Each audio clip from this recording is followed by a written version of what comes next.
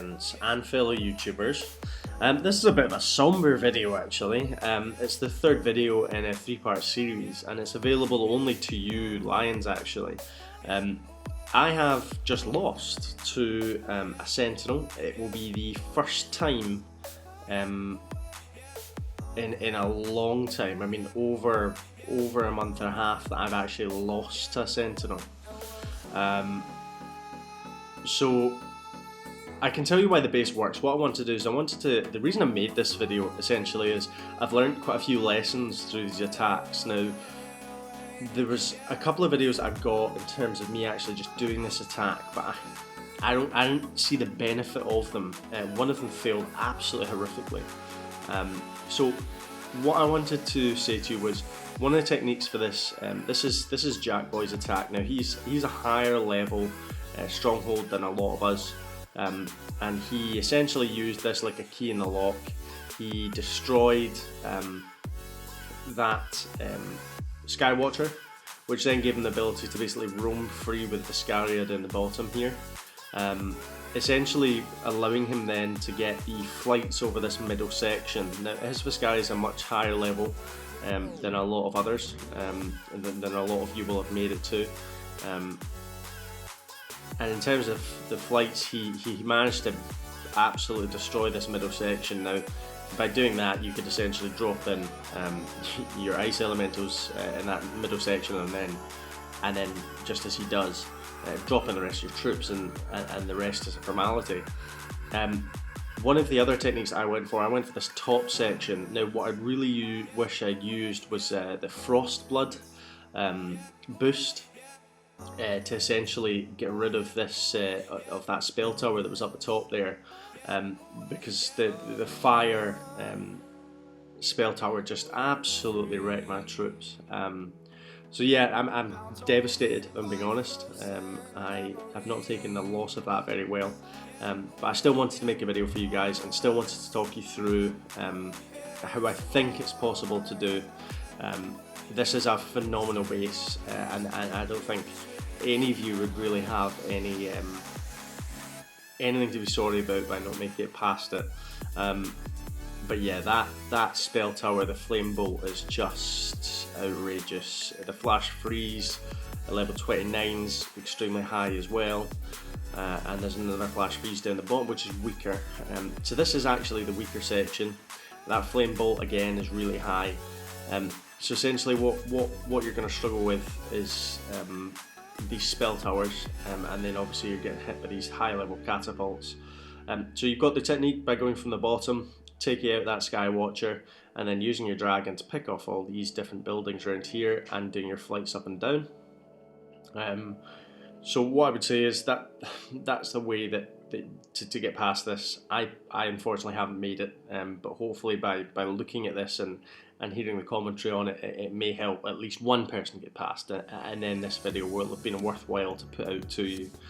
The next one was Big B. I personally feel that if I'd had the chance, I would have absolutely merked it through Big B. In terms of base layout, I just feel that I could have done it slightly differently. Jackie Boy again, he went for the maulers down the bottom to take out that Skywatcher.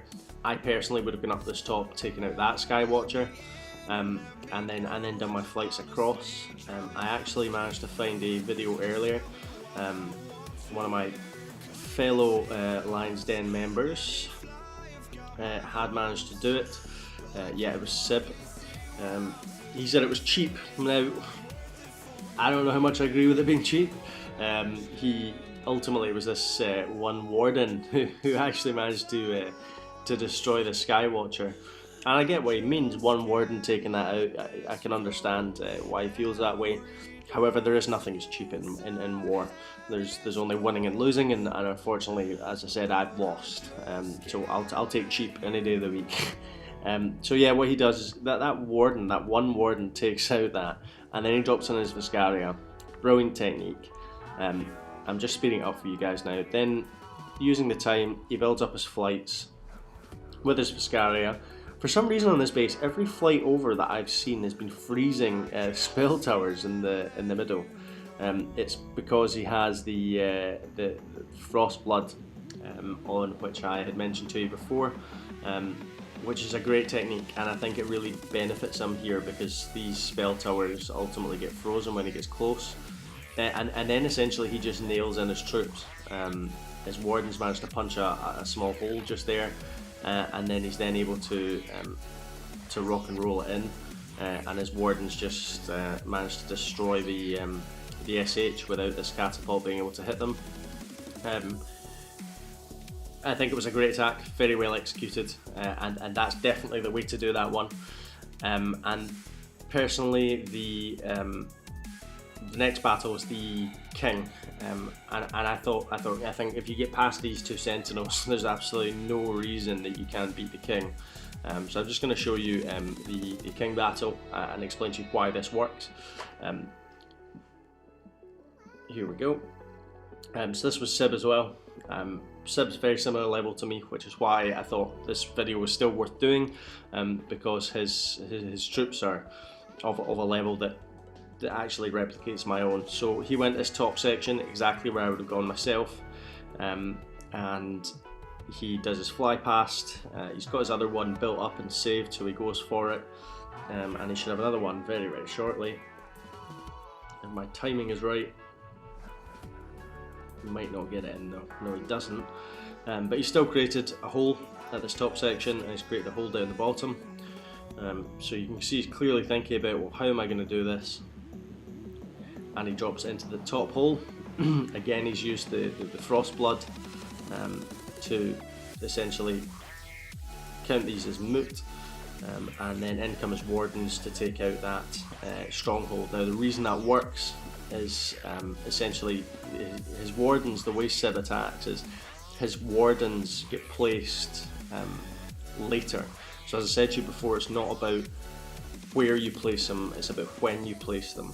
And in that situation, he always seems to place his wardens kind of last, once a lot of the main defense have been taken out, and he also places them at a distance that they're not getting attacked by the defenses that are in this base. So once as you can see, the catapult there, he actually manages to take out this main section of defense. So eventually, when he places his wardens back here, he's on the cusp of being hit by that catapult, but not quite, because there's other units that it's targeting, and his wardens are essentially able to just target the stronghold themselves. So I hope with my commentary this has helped. I actually don't know the benefit to this.